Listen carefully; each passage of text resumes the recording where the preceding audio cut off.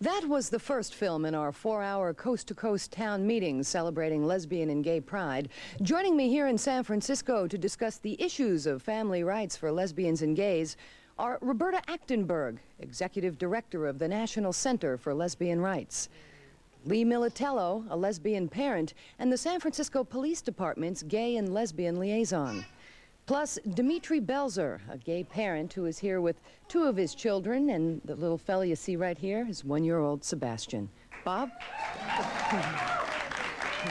We don't have any babes in arms here in New York, but we do have children's pictures, of course. Joining me here in New York are Mariano Roma Carmona, a lesbian parent and public educational coordinator at Lambda Legal Defense and Education Fund. Wayne Steinman, the proud father, a gay father of a 3-year-old daughter whom you've just seen, co-chairperson of Center Kids, an organization of more than 500 gay and lesbian parents in New York.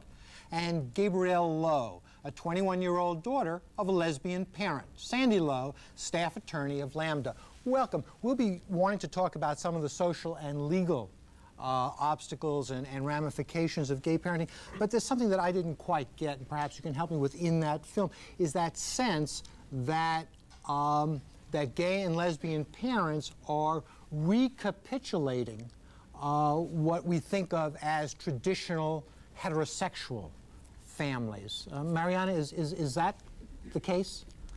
Yes, I think that lesbian and gay families have a wonderful opportunity to begin to question and challenge the notion of traditional family, because I think that there is no traditional family anymore, anyway. I think that lesbians and gays have had children, have been parents, have been part of families forever. And I think that what's happening now is that we're the first generation of openly gay parents. And so for us, it has become a political issue. It has become a way to try to be able to be happy with our children, to be able to have the kind of family life, the kind of family joys that other people have. Yes, it's probably, Wayne, I'm probably wrong to ask a proud new father, but in terms of the new family, the alternative family, the extension of the family, it's more than parents and children, one would think.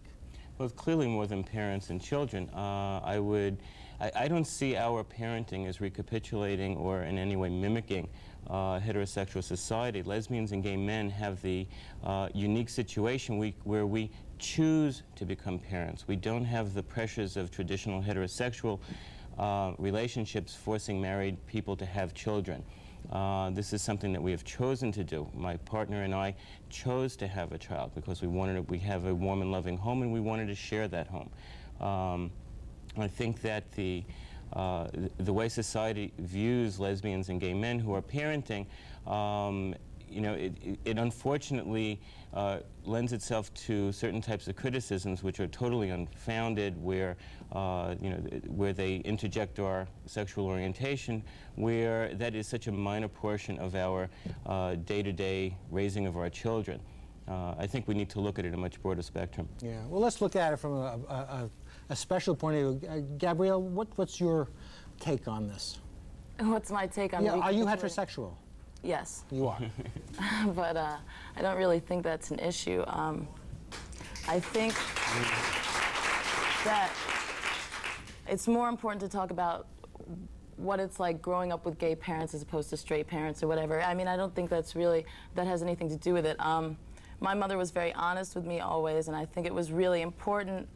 She was proud of what she was. She is proud of what she is. She's the strongest person I ever met, and it was always, to me, it was always something that was interesting, that was set her apart a little bit, but it was never something that I worried about. Mm-hmm.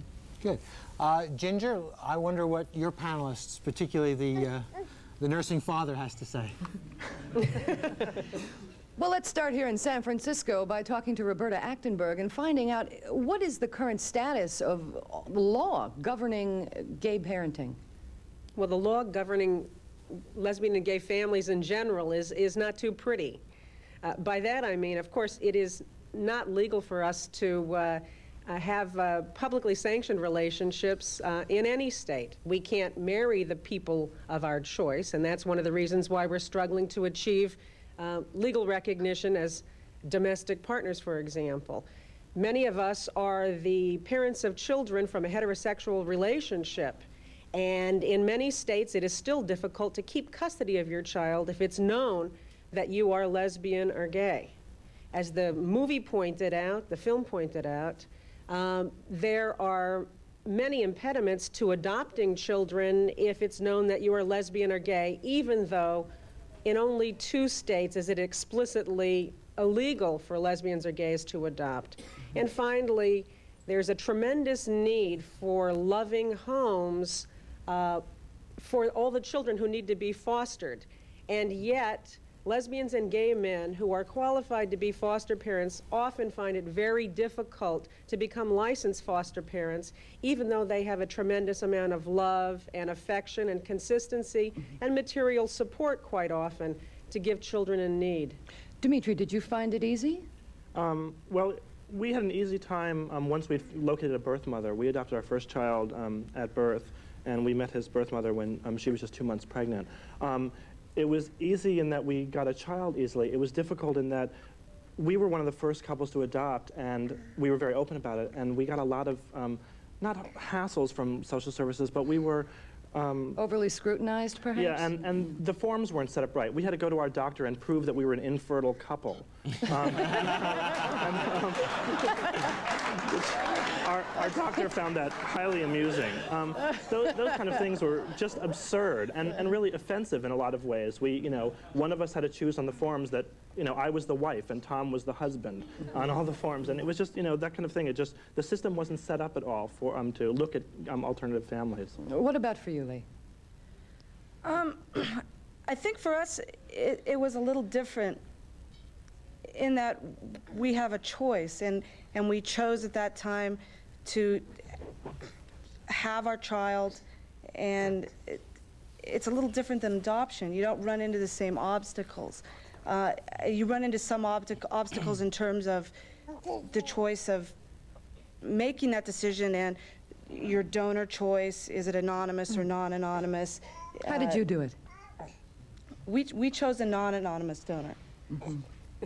Or, correction, an anonymous donor. I'm a little nervous here. That's okay. And, sometimes you take some heat for that even within your own community. There's a lot of issues around whether that's acceptable or not acceptable. And I think, like your New York panelist stated, we have a choice, and that's an important thing to remember, and it's everybody's individual choice, and it's every couple's individual choice. Certainly makes you wonder whatever happened to Donna Reed and Ward and June and Wally and Beebe. Are they a thing of the past? Let's check with New York. Wow, I think all fathers are the same. Wayne, maybe you want to give some advice to Dimitri. Well, not so much advice, and in fact, it's good to see Dimitri again, and also Roberta, who I haven't seen for a while.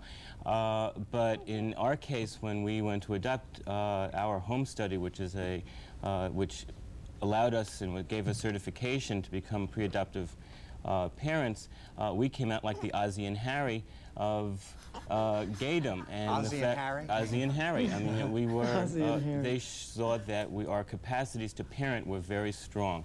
And we're seeing more and more, especially with the group that I'm involved with, Center Kids, where more and more of us are just stepping forward openly as lesbians and gay men, saying we are capable of parenting and we want to. And we're doing it openly, and we're dealing with the system. And here in New York, they cannot discriminate solely on the basis of sexual orientation. That's not to say that the social service system doesn't have preconceived stereotypes that inhibits us from adopting, and that happens time and time again. I don't like what Roberta was saying before. Mariana? Well, one thing I think is very important to remember is that not only do gay and lesbian people have the choice to become parents, as any parents would, but also to remember that we have been parents before. I mean, we didn't just all of a sudden get it into our heads that we wanted to be parents now. I, as a lesbian mother, I have a 16-year-old son who was taken away from me when he was 2 years old, which was at the time that I came out as a lesbian. So he is a child from a heterosexual relationship. And I think it's important to see the way that social services, probate courts, the legal system, society in general, sets gay and lesbian parents apart and makes everything that we do somehow different and somehow not quite what is necessary to bring up children. I think that one of the most difficult things was that in the remaining years where I have tried to maintain a relationship with my son, a visiting relationship with my son, we cannot very freely go wherever we want. He can't come and visit me in New York. He lives in Boston. I can't take him just anywhere that we would like to go. I can't. I am prevented from visiting other people. I am prevented from having anything to do with organized gay political activity. These are, very standard legal things that come up in just about any visitation agreement regarding gay parents, so that children of gay parents who are in a very difficult situation where the parent doesn't have custody are scrutinized, and we don't have the opportunity to live a so-called normal life. Our lives together as parents and children have to be taken outside, and we have not the support that a heterosexual family would have, for example. I wonder, Ginger, I wonder if anybody in your panel might address, is it different in California? Is it different in San Francisco, those kind of what seem like oppressive restrictions that Mariana was talking about? Roberta, perhaps you'd like to answer that. Well, those restrictions are actually quite common across the country. In San Francisco County and Alameda County and surrounding counties, we have been so politically visible for so long that it's a rare occurrence if somebody would try to establish the kind of limitation on a visitation agreement that Mariana just described. But that is not a victory that's come easily won. It's because of years of activism and years of fighting for lesbian mothers and gay fathers, and the political activism of the entire community, not just the lesbian and gay parenting movement, but the lesbian and gay liberation movement in general. I know we have to get to our audience, but just quickly, is it more difficult for gay couples who choose to adopt or have a child than it is, say, for someone in the suburbs who is going to get divorced and come out and want to retain custody of their children? Depends on where you're located.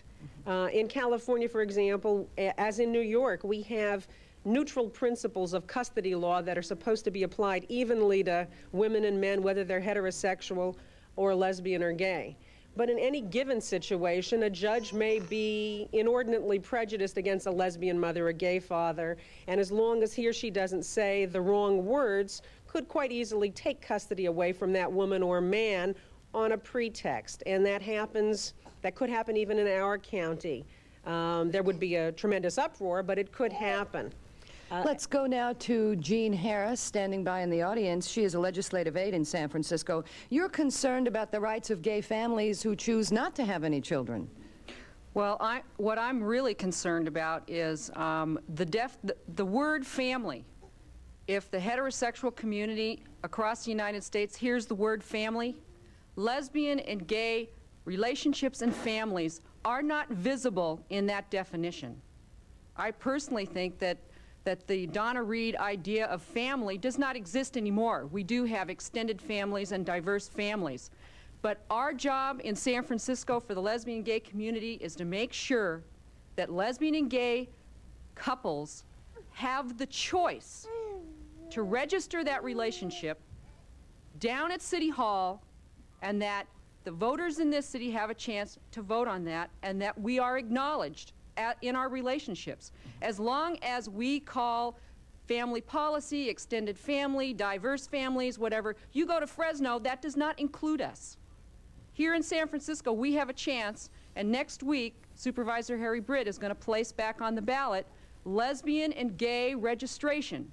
And anyone, anywhere in the country who is a lesbian and gay person who's in a relationship can come here and register that relationship. We have got to be visible, and that when we're talking about families, we have to have that upfront visibility. I'm a lesbian mother who lost her 2 children 15 years ago because I was not visible, I was not recognized, and that until we get that visibility, until we have the choice, and being out of the feminist movement, I'm not sure that the marital system is that great, but I want to have the choice to register my relationship in an official way, whether people accept it or not. Legally, we need that right. You need to get on the record. Wait a minute, Jean. Wait.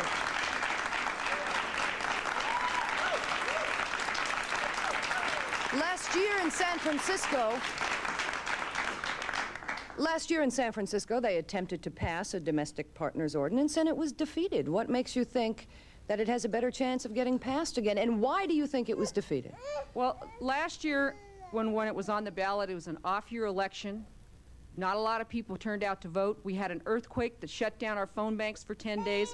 We only lost by 1,600 votes.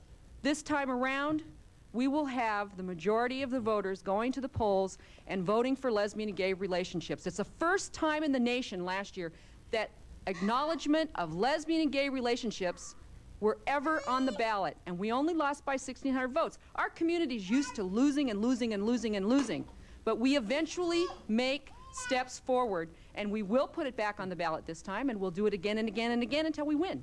Okay.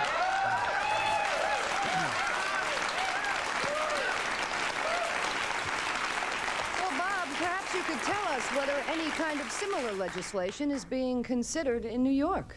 Wayne, does what Jean Harris said have any resonance with you? Well, it clearly has a great deal of importance to me. Here in New York, we have in New York City, we have an executive order which allows municipal workers to register, and it accounts for bereavement leave and time off to care for a sick partner, if I'm not mistaken.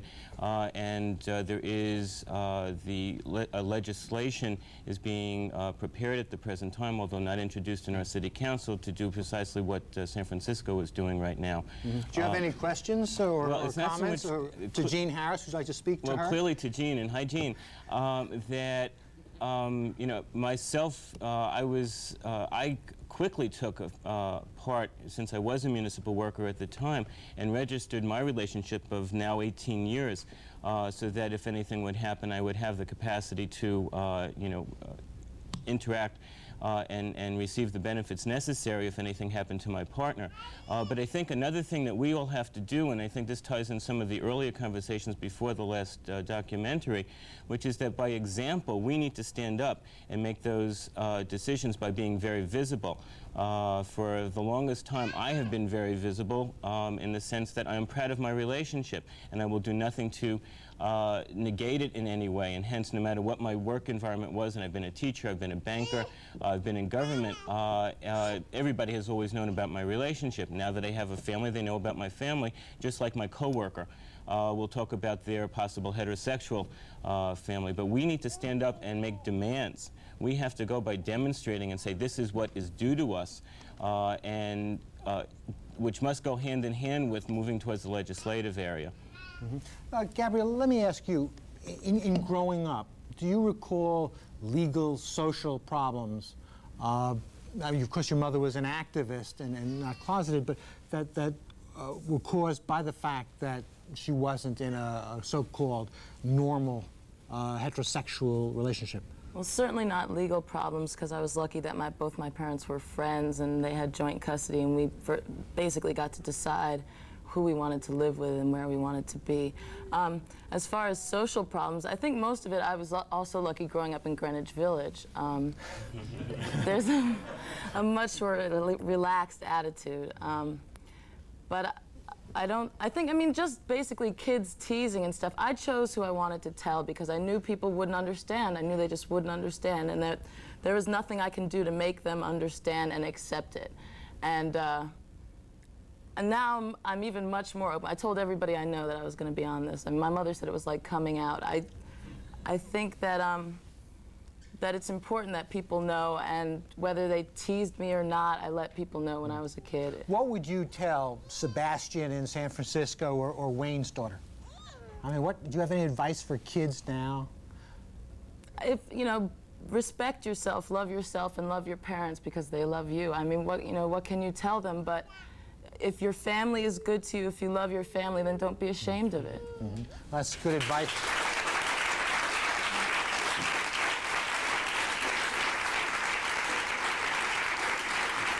That's good advice for anybody, anywhere, even in San Francisco, Ginger. Let's back to you. I think Sebastian at the moment is a little bit more concerned with playing with this napkin right now. But Dimitri, what do you plan to tell him as he grows older? What have you told Elliot? We've been really open about our relationship, not only with our kids, but with everybody. There's not a time when we're going to tell Elliot that we're gay. I mean, he knows, and Sebastian knows. It's, you know, pretty obvious. Very early on, our kids figure out that you're an that we're infertile different. couple. Exactly. Right. You know, they watch Mike and Carol Brady, and they say, that's not me on television. Who is that? You know, I think one of the things that happens a lot in is that people look at what's missing from our family. You know, we don't have a mother, and that's missing, and there's no woman in our family, and that's missing. And I think that it's important to look at what are our strengths, what are the things that we have in our relationships. We have, look at this out here, we have this incredible community. My parents raised their children all alone, 2 people, and that was it. And I have all these people I can call on. I have this incredible community, and I think it's a real strength that lesbian and gay parents have that is really under-acknowledged. I think that my kids are incredibly lucky to be growing up with such a real, you know, community to support them, and a lot of real, you know, good people around who they can depend on. Thanks, Dimitri. And thank you as well to the panel in New York. Our next film, Out in Suburbia, produced here in the Bay Area, explores the lives of 11 lesbians who have chosen to live in what's considered the heartland of straight community life. Critics charge they've exchanged one closet for another. Stay with us for a discussion of the controversial questions at the heart of this film.